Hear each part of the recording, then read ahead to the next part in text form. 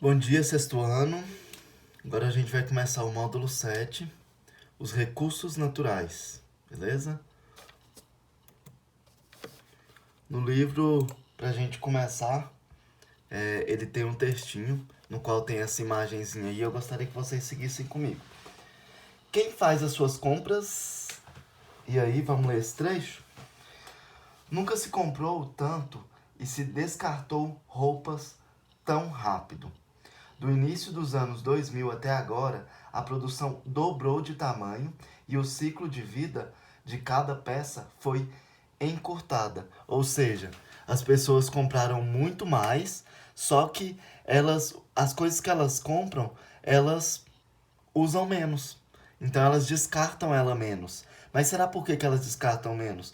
Porque o produto é de qualidade baixa? Será que o produto, além de ser qualidade baixa, as pessoas não querem mais, então elas já descartam?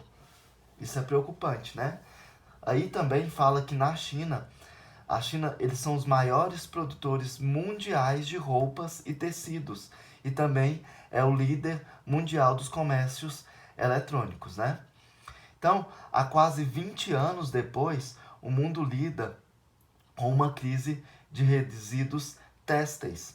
Resíduos têxteis são resíduos industriais têxtil, no qual eles estão entre as causas de danos ambientais mais usadas hoje em dia.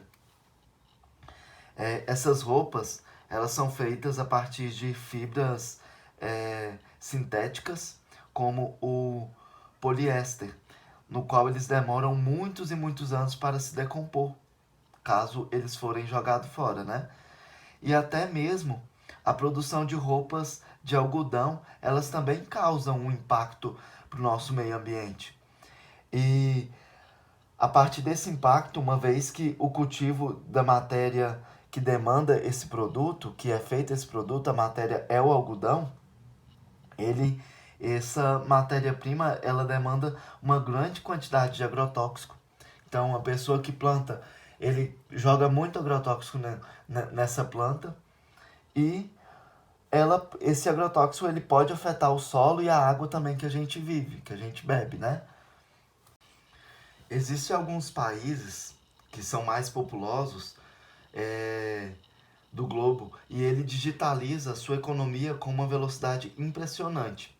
Ele usa aplicativos revolucionários para compras online, com pagamentos fáceis, entretanto rápida e segura.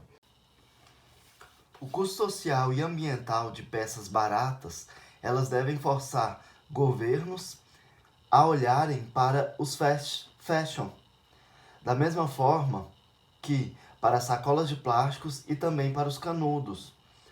Da leitura de rótulos à leitura de etiquetas, o consumidor também tem alternativas: comprar menos e comprar melhor, alugar, escolher produtos de melhor qualidade e fazer com que eles durem mais, consertando ou transformando-as em peça. O texto aí ele relata que o consumo de roupas atualmente é bem alto no mundo inteiro. No entanto, esse consumo desenfreado vem trazendo algumas preocupações, entre elas o uso excessivo de recursos naturais. Na produção de roupas, assim como a produção de diversos objetos que usamos no dia a dia, são utilizados para fazer elas são utilizados recursos naturais. Isso é, recursos obtidos diretamente ou indiretamente da natureza, como o metal dos talheres ou dos automóveis, o vidro e o plástico dos copos. Então, o que a gente vai fazer? Nós vamos conhecer alguns recursos naturais, como eles estão presentes no nosso cotidiano e qual é a importância de preservá-los. Nos módulos anteriores, pessoal, a gente estudou as estruturas do planeta Terra, a gente viu que as diferentes camadas das rochas que compõem o planeta são formadas por minerais com características diferentes, né? Vimos também que a ação do intemperismo nessas rochas dá origem ao solo e que é formado por matérias orgânicas e por minerais, que são agregados de substâncias químicas e inorgânicas. Então agora a gente vai falar um pouquinho sobre os minerais e os minérios. Os minerais que apresentam valores econômicos, eles são denominados de minérios. E eles costumam ser encontrados em grandes quantidades, em camadas profundas do solo e as jazidas de onde são extraídos. Quando esses minerais eles são explorados economicamente, as jazidas são chamadas de minas. Por isso, a atividade de exploração dos recursos minerais é chamado de mineração.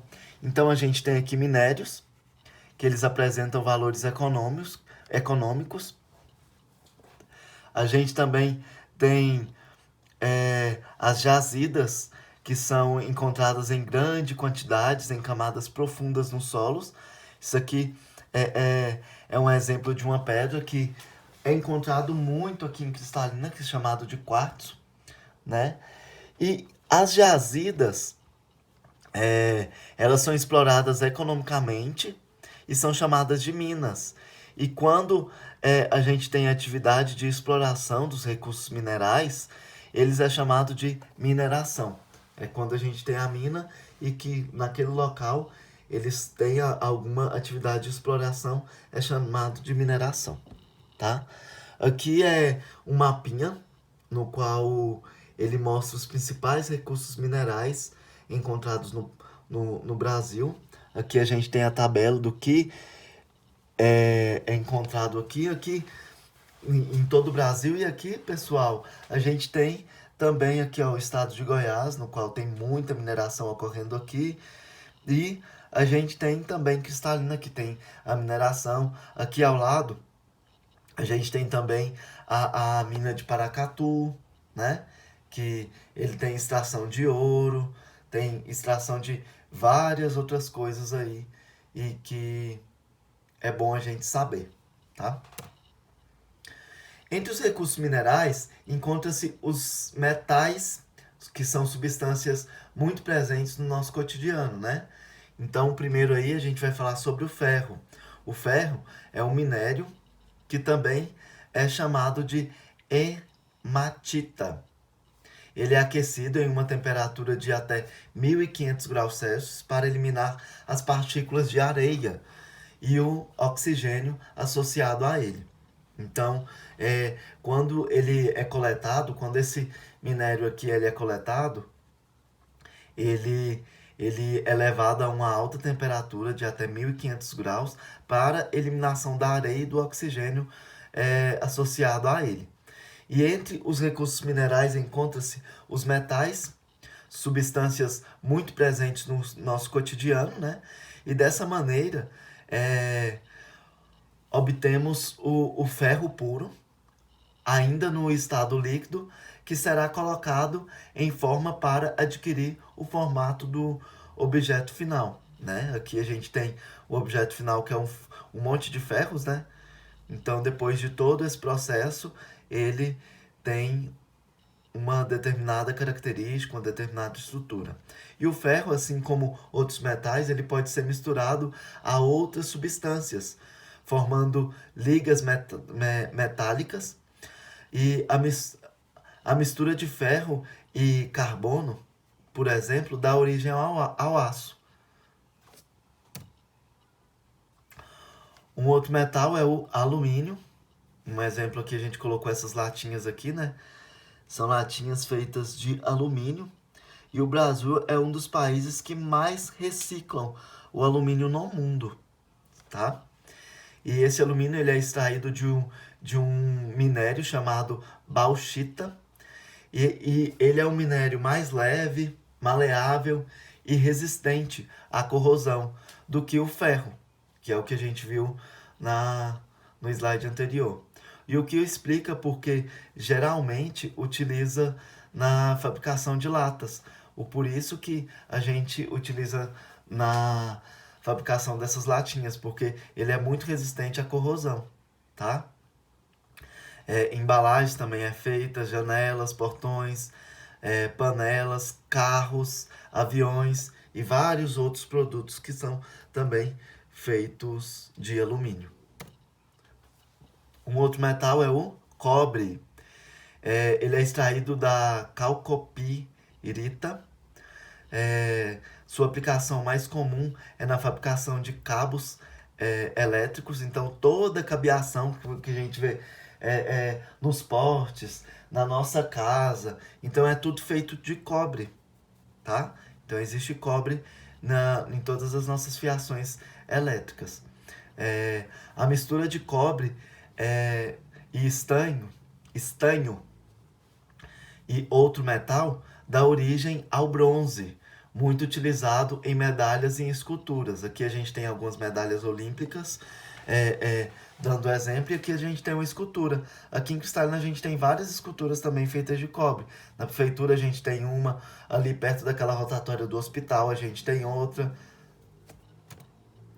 Um outro metal é o chumbo. Ele é obtido principalmente do minério galena e ele é usado em matérias de proteção para pessoas que trabalham com radiação, como os raios-x, a soldação e as baterias de carros. Aqui é um exemplar dele, do chumbo, tá? Um outro metal é o estanho. É extraído do minério cassiterita. É muito utilizado para revertir as partes internas de recipientes metálicos que armazenam alimentos, pois evitam a corrosão de metal. Então eles conseguem, o estanho, ele consegue evitar a corrosão de qualquer metal e a contaminação do alimento. Um outro minério é o ouro. Ele é extraído do minério calaverita. O ouro, ele é muito utilizado na fabricação de joias, né? Para essa finalidade, geralmente ele é combinado com prata e com cobre, formando uma liga metálica. E para eliminar as impurezas do minério e extrair o ouro, os garimpeiros eles usam o mercúrio, um metal líquido extremamente tóxico e que pode prejudicar a saúde humana e provocar uma série de danos ao meio ambiente, contaminando os rios, o solo e os seres vivos. Em Paracatu ele tem essa mineração de ouro e tem também de um outro substância e que ela é altamente tóxica e muito perigosa. Não sei se vocês lembram das barragens que estouraram em Mariana, das barragens que estouraram em Brumadinho, e que elas acarretaram em uma série de contaminação de sólido e danos para o meio ambiente, né? Fala-se que se um dia essa barragem de Paracatu estourar, o Rio São Francisco não vai ter mais vida, porque toda a mineração e a barragem é muito grande, é 3 vezes maior do que essas que já estouraram, e então é muito preocupante, né? Eles têm que trabalhar muito bem feito para que nunca ocorra esse estouro. Vamos falar um pouquinho sobre os combustíveis fósseis. Desde a Revolução Industrial, os combustíveis fósseis eles são as principais matéria-prima para a geração de energia que movimenta máquinas e veículos. E geralmente eles são encontrados em camadas bastante profundas, lá na crosta terrestre, e se formaram há milhões e milhões de anos pela decomposição dos seres vivos, sob as condições muito específicas. O carvão mineral, o petróleo e o gás natural, eles são exemplos de combustíveis fósseis. Carvão mineral. Ele é formado por fósseis de grandes árvores soterradas há milhões e milhões de anos atrás. A pressão da camada de sedimentos sobre esses vegetais, eles forçou a sua decomposição e a sua transformação em carvão mineral. Ele não deve ser confundido com o carvão vegetal, que é resultado da queima de troncos e de árvores. Pessoal, aqui está um desenho esquemático de como é feita essa formação do carvão. Então, aqui, com o aumento da pressão e da temperatura, a gente tem um ambiente no qual tem várias plantas, tem água e tem uma estruturazinha aqui, ó, chamado de tufa. Essa tufa é a medição de um local no qual possui muito acúmulo de restos de planta. O que seriam esses restos de plantas? Seriam folhagens, raízes, caules, entre outros fragmentos de vegetais. E com isso acontece a formação dessa camada de matéria decomposto a turfa. Então, a turfa, no decorrer do tempo, com o passar do tempo, ela se transforma em um ambiente pobre em oxigênio, formando o lignito, que é essa camada aqui. Então, com o decorrer do tempo, ela vai ficar pobre em oxigênio e vai formar essa camada chamada lignito, que é o antecessor do carvão betuminoso. Então, com o passar do tempo ainda, aqui a gente vai ter um carvão betuminoso, é a formação de uma nova camada de solo, que é a transformação do lignito em um carvão betuminoso, rico em carbono. E depois a gente tem a antracite, que é a formação do carvão mineral, chamado de antracite, com uma porcentagem ainda maior de carbono. Então, a queima do carvão mineral em uma usina termoelétricas e siderúrgicas, elas produzem energia elétrica. Além disso, também pode ser utilizado na fabricação de produtos químicos como solventes. Entretanto, sua utilização ela pode se apresentar alguns riscos. Quais seriam esses riscos? A liberação de gases tóxicos provenientes da queima e a poeira negra acumulada nas minas, no qual elas poluem a atmosfera e podem provocar doenças graves entre os minérios, que são os trabalhadores das minas, ok?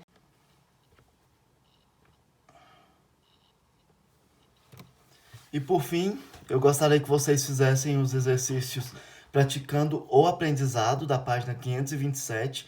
É só para fazer o praticando o aprendizado. Exercício 1, 2, 3 e 4, ok? Os outros a gente vai fazer depois, quando eu terminar o restante do conteúdo. Aí na outra aula a gente vai falar sobre o petróleo, gás natural e os recursos renováveis e não renováveis, ok? Entregar os exercícios prontos até um dia antes da próxima aula, ok?